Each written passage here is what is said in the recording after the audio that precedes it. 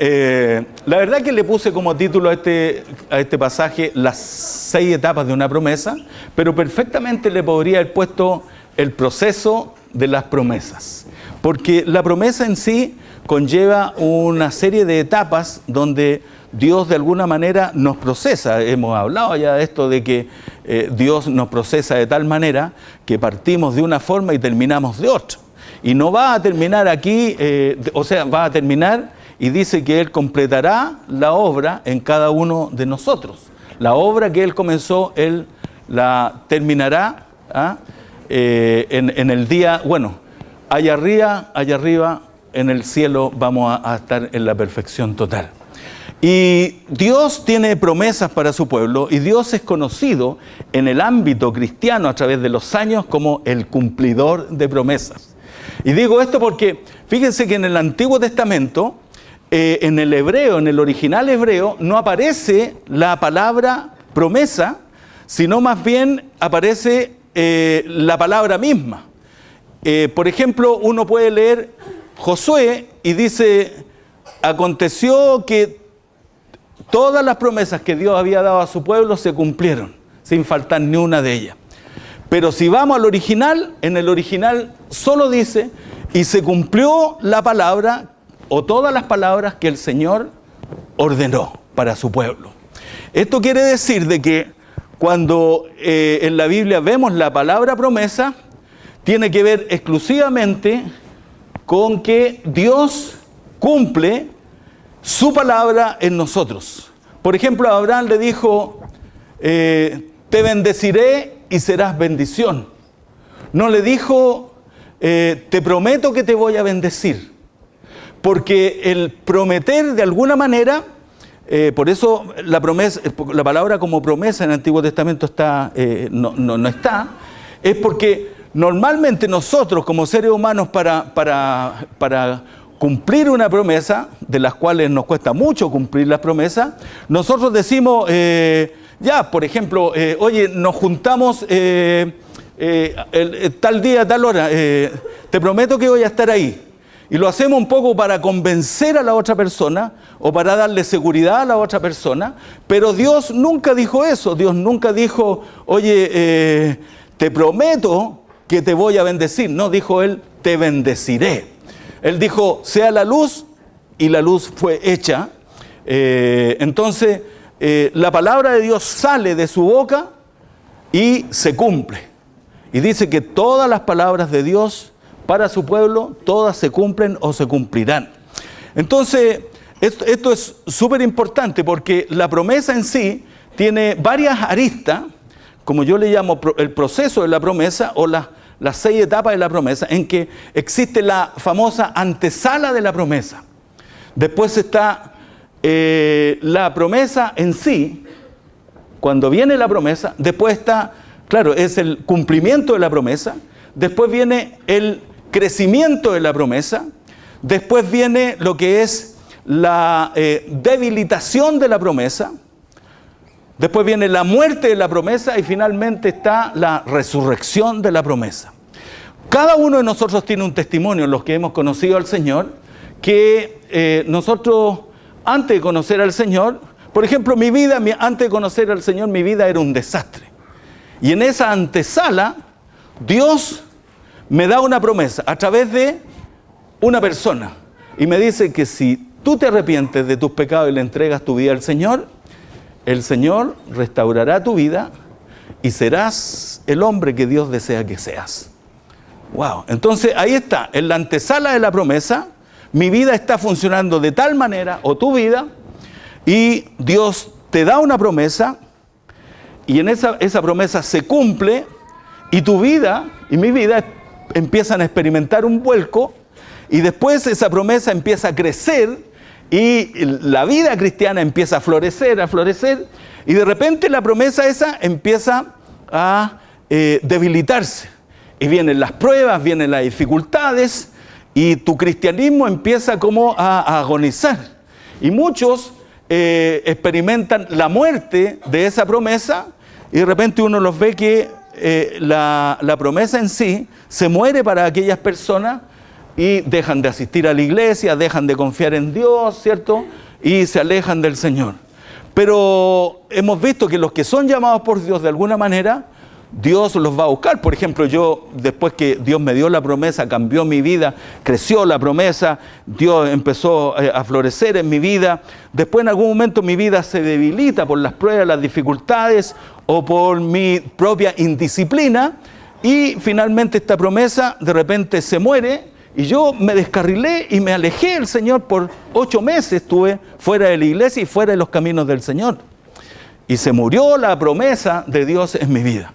Pero en algún momento Dios me trajo de vuelta y la promesa cobró vida, la promesa resucitó en mi vida. Y así como te ha pasado a ti también, y que de alguna manera la promesa vuelve a cobrar vigencia en tu vida. Y uno lo puede ver más fehacientemente en la vida de Jesucristo. Porque el mundo estaba en tinieblas, el mundo estaba perdido, y en la antesala de esa promesa el mundo está perdido. Pero Dios en esa antesala hizo una promesa hace muchos años atrás y dijo que un día iba a venir el Salvador.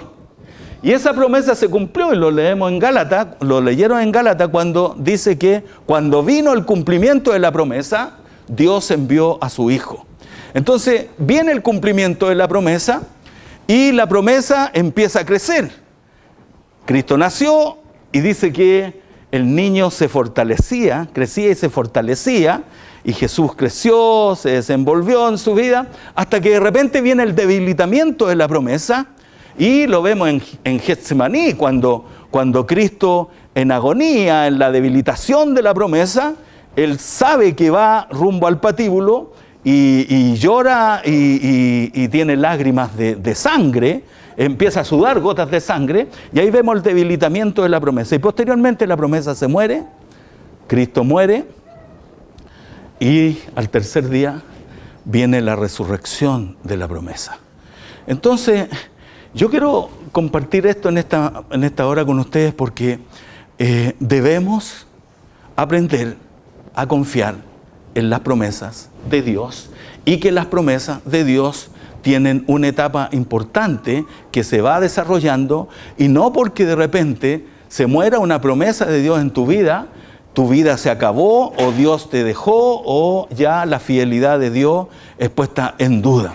Y eso es súper importante porque quizás hoy día algunos llegaron en plena promesa cumplida, estás disfrutando de lo que Dios te ha dado, y estás contento con eso, pero también hay gente que llegó en medio de una promesa debilitada quizás ya el matrimonio no está funcionando, se desgastó en el tiempo, quizás la relación con tus hijos está complicada, quizás un negocio que está muriendo, un trabajo que ya casi no lo tienes, ¿cierto? Y pareciera ser que en esa agonía, pareciera ser que Dios se ha olvidado de ti, pero no es así.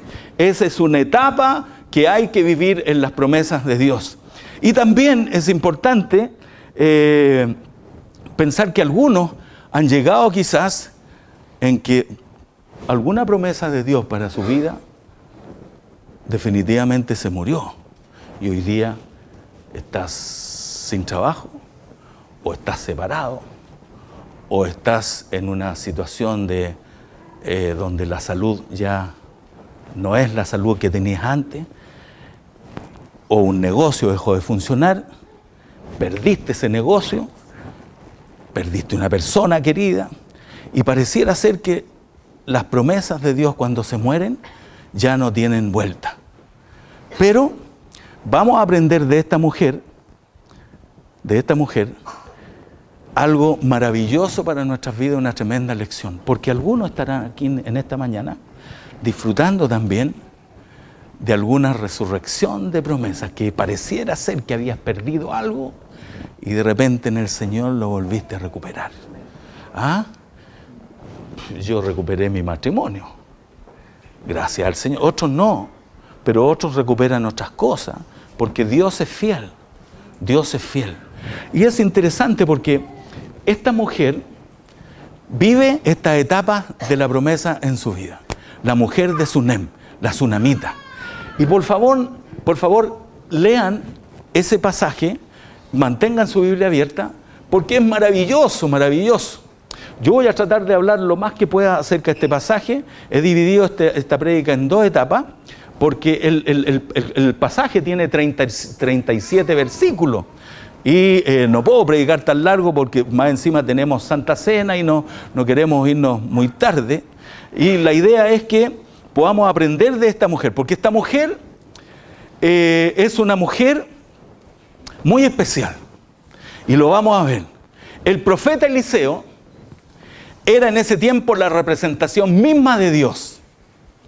Y cuando el profeta decía algo, se cumplía.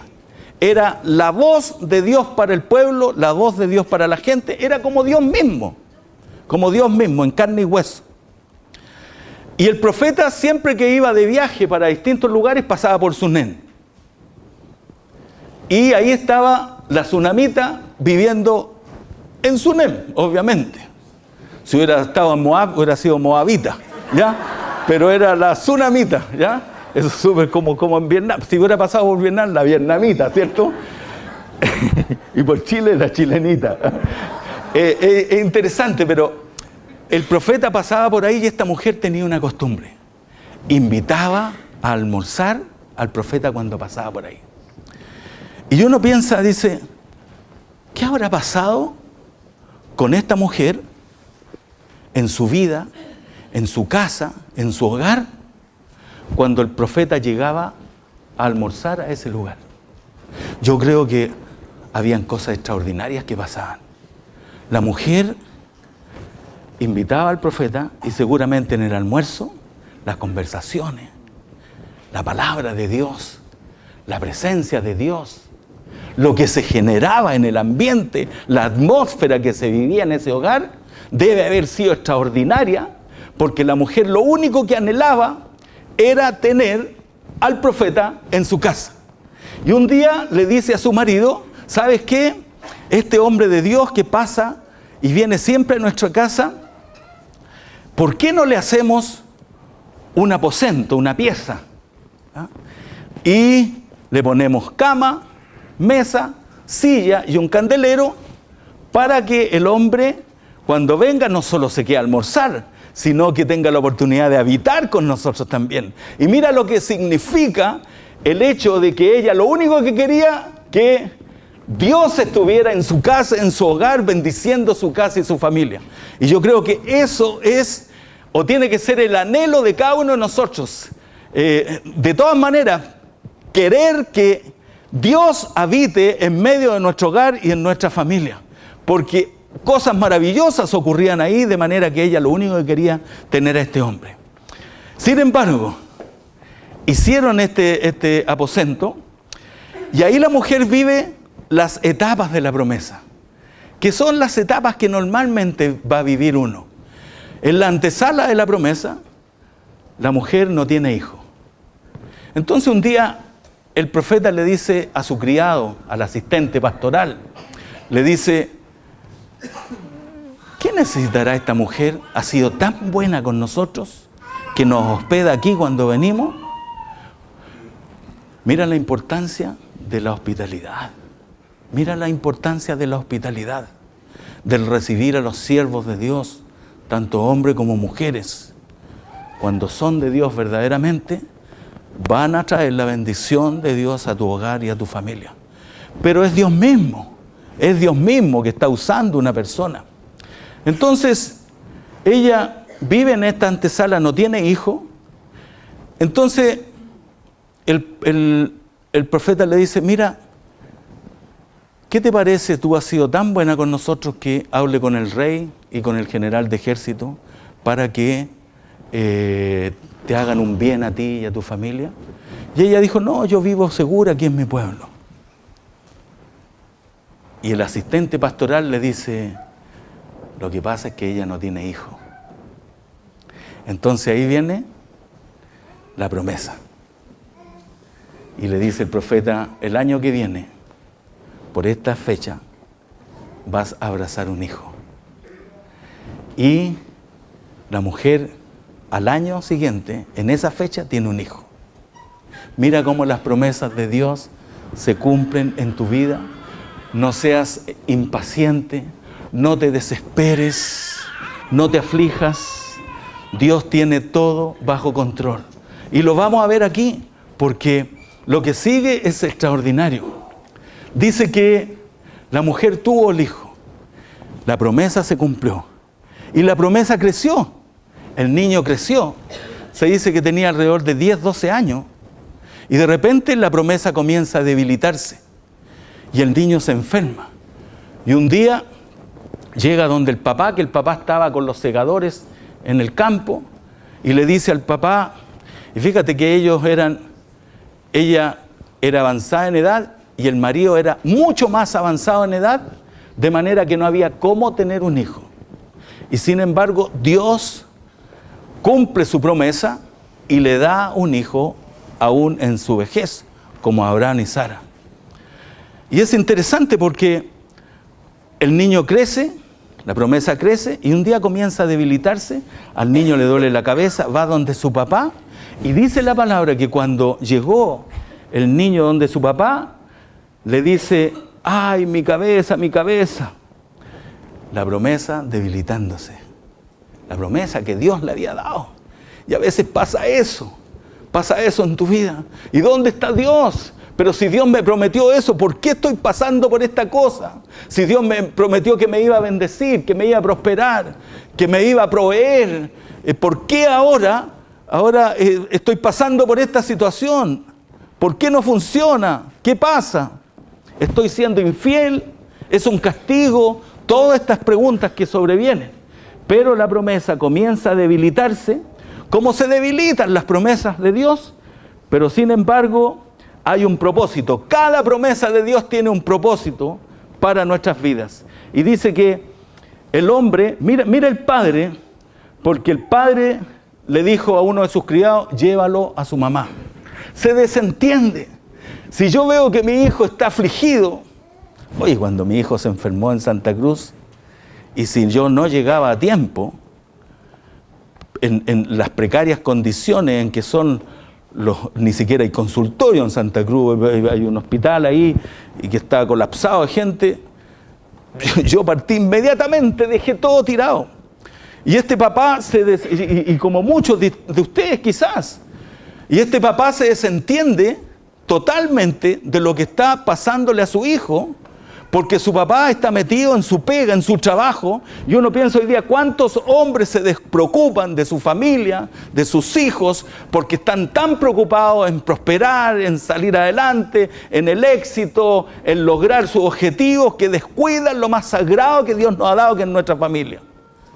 Y este hombre se desentiende y se desliga totalmente de esta situación y manda y le dice que le lleven el niño a la mamá.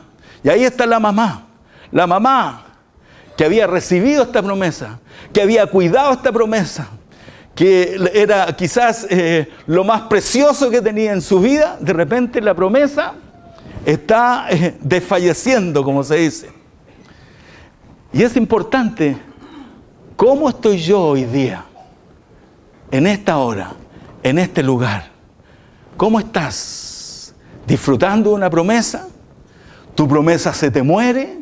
¿Está debilitada? ¿Las cosas han dejado de ser como tú querías? ¿O ya no son como tú anhelabas? En esta situación, la promesa empieza a debilitarse. La mujer tomó a su hijo en sus rodillas y al mediodía el hijo murió.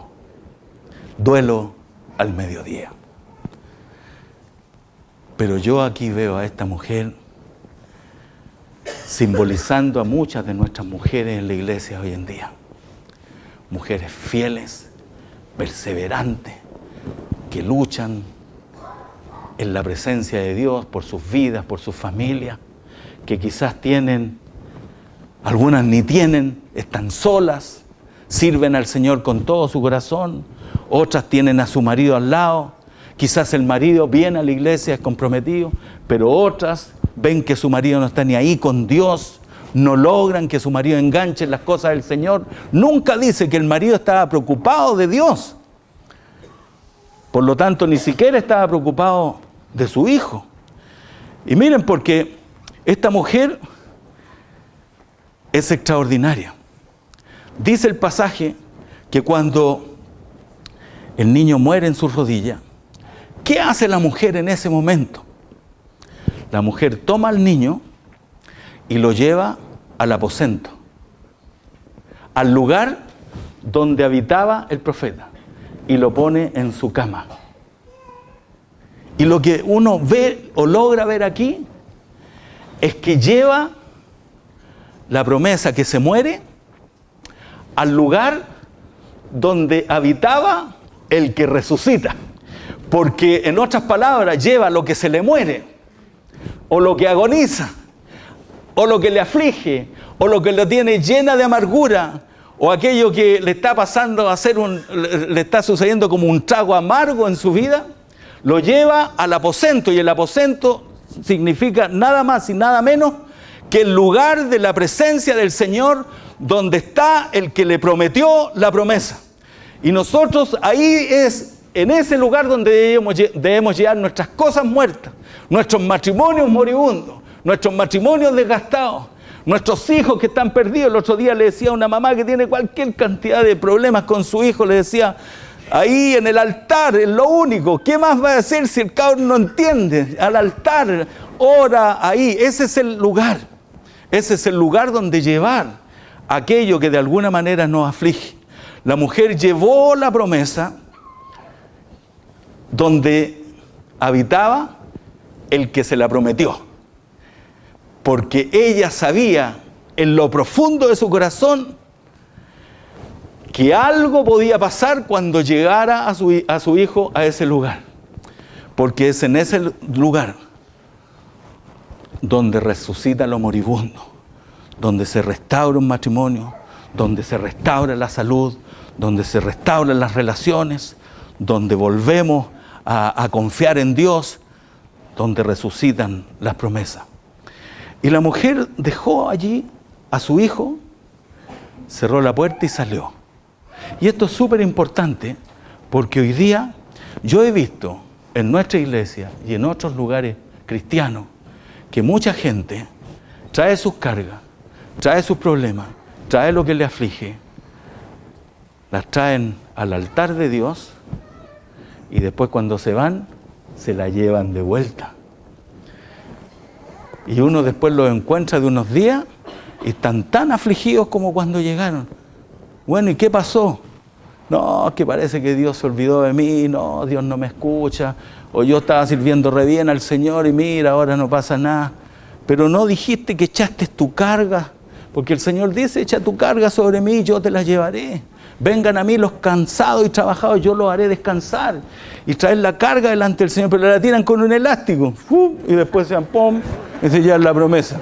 Y ahí siguen cargados, pues esa no es la idea. La mujer dejó la promesa en la habitación, ahí donde habitaba el que se la dio, y enseguida salió. Cerró la puerta y salió. Y aquí está alguna de las claves para nuestra vida en esta mañana. Y es que cuando la mujer sale, va donde su marido. Y fíjense una cosa, nunca le comenta a su marido que el niño murió. Si ustedes miran bien el pasaje,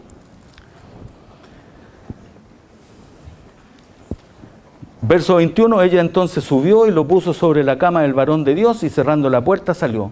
Llamando luego a su marido, le dijo, te ruego que envíes conmigo a alguno de los criados y a una de las asnas, para que yo vaya corriendo al varón de Dios y regrese. Para que yo vaya corriendo al varón de Dios y regrese. Nunca le comenta al marido que el hijo murió. ¿Se imaginan lo que está viviendo la mujer en ese momento?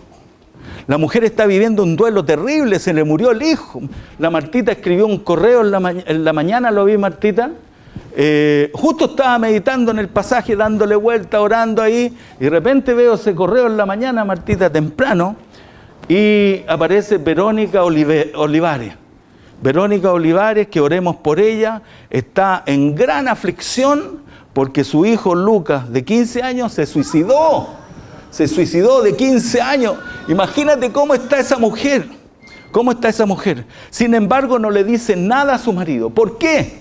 ¿Por qué no le dice nada a su marido? porque seguramente ya conocía a su marido, que ya había mandado al hijo antes así. Y miren, porque el marido, cuando la mujer le dice que va a ir donde el profeta,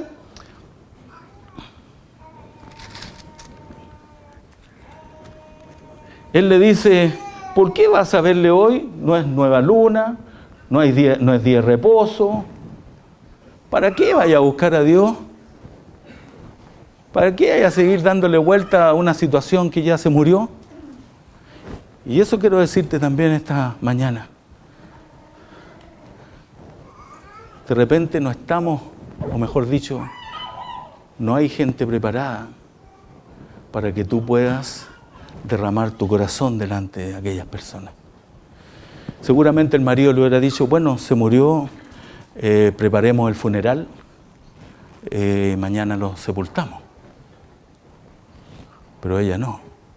Ella tenía una confianza de que el que le prometió la promesa tenía el poder para hacer algo. Porque va corriendo, y en medio de tu desesperación, en medio de nuestras angustias, de nuestros quebrantos y de nuestros dolores, y también en medio de nuestras gratitudes, y de cuando la vida nos trata bien, vayamos corriendo a la presencia del Señor. Vayamos al Señor y busquemos al Señor, busquemos al que nos promete, busquemos a aquel que tiene el control sobre nuestra vida. Yo no sé cómo está tu vida en este momento, pero mira, quiero terminar con algunas cosas que son fundamentales. La mujer no le dice nada a su marido. El marido reacciona de una manera: ¿para qué? ¿Para qué seguir intentándolo? Ya has orado tanto, ya has buscado tanto, ya has visto que ya no hay vuelta que darle. Mientras tengas al Señor de tu lado, tú puedes confiar en que Dios siempre tiene preparadas grandes sorpresas para tu vida también. Y es interesante porque la mujer no le dice nada al marido, el marido le reprocha que para qué va a buscarlo, para qué hay ir a la iglesia, o para qué hay ir al culto, o para qué hay ir donde el pastor, si ya no tiene sentido. Pero la mujer, mira la respuesta de la mujer. Cuando el marido le dice así, la mujer le dice, se me pierde el verso, 23 dice: ¿para qué vas a verle hoy? No es nueva luna ni día de reposo. Y ella respondió: paz. ¿Sabe lo que significa? Le está diciendo: está todo bajo control. Está todo bajo control. Porque es interesante, se pierde el control, se pierde la noción, se te nubla la razón. Sin embargo, le dice que le dé a un criado para que la acompañe. Le dice: envío un criado conmigo para que me acompañe en el camino. Y yo quiero decirte en esta hora que no vivas las penas, las penurias y las aflicciones de la vida sola o solo. Es fatal, fatal. Busca a alguien que verdaderamente tú puedas confiar para abrirle tu corazón y la persona te puede ayudar. Hay gente en esta iglesia maravillosa que te va a prestar un hombro para llorar, te va a abrazar, te va a cobijar. Dios tiene personas, Dios está a tu lado, Dios ha puesto ángeles. Dios nunca te dejará sola ni solo en el momento de las aflicciones de la vida. Y esta mujer va con su criado. Y miren cómo termina esta primera parte, porque el profeta la divisa de lejos y dice: mira, viene la mujer sunamita. Y le dice al asistente, le dice: anda y dile, ¿está bien tu vida? ¿Está bien tu marido? ¿Está bien tu hijo? ¿Y qué responde la mujer cuando el hombre llega allá? Le dice: bien. ¿Cómo bien? Si la mujer está deshecha. Si la mujer está, pero horrorosamente despedazada.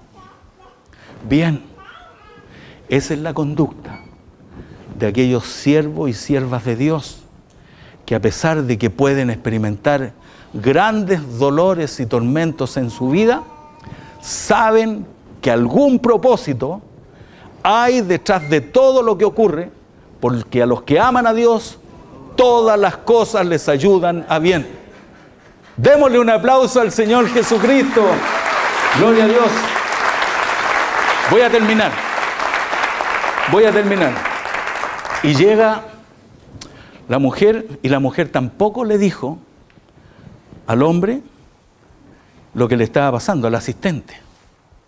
Ahí entiendo a veces a personas que no quieren que el hermano tanto o la hermana tanta vayan a orar por ella, que buscan al pastor.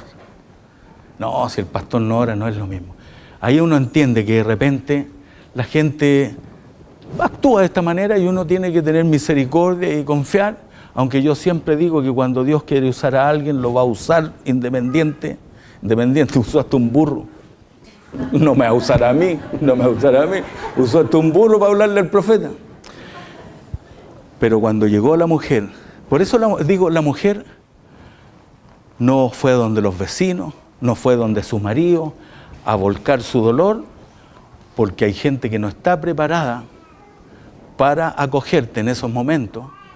Y más aún, si le cuentas una problemática, después lo esparramarán por ahí, o dirán, oye, oremos por la hermana tanto que tiene este problema. Y se les desengancha la lengua del cerebro y empiezan a arrancar el pescado. Y es interesante porque finalmente termina esta primera parte cuando la mujer corre y se aferra a los pies del profeta. ¿Y qué dice el profeta en ese momento? Porque va el asistente pastoral a sacar a la mujer. Hasta el asistente no tiene la visión de ver lo que está sucediendo. Y la va a sacar y el profeta le dice, déjala ahí. Está con el alma llena de amargura. Y yo creo que esa es otra de las claves. En medio de tus dificultades, en medio de tu promesa que a lo mejor se te muere, se te está muriendo. Creo que es de las fórmulas más maravillosas que existen para el cristiano. Aferrarte al Señor con todo tu corazón. Derramar tu alma y toda la amargura, los sinsabores y las desdichas ahí. Porque si Él es el que te prometió, te aseguro que Él va a tener el poder para resucitar la promesa en tu vida. Y la mujer ahí aferrada, y yo digo, independiente cómo esté tu vida, ya sea por gratitud o por dolor, aférrate con todo al Señor, porque es el único que te va a entender y más aún, es el único que te puede sacar de la situación en que te encuentres. Pero la pregunta que yo me hice, después de ver toda esta primera etapa de este cuadro es, ¿por qué Dios permite que se nos muera una promesa? ¿Por qué Dios permite que se nos muera una promesa? Domingo 8 de mayo, segunda parte de la prédica. Gloria a Dios. Domingo 8 de mayo, la segunda parte de la prédica.